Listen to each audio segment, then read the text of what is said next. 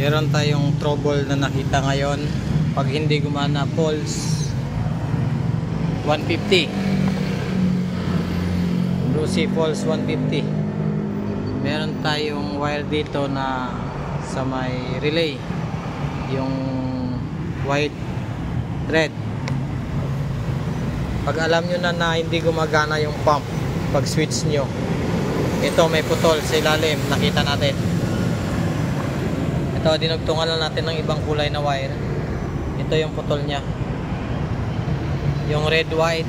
Konektado rin siya doon sa relay papunta sa taas. May relay rin dito. Ayun o, red white din siya. Kaya konektado rin siya dito.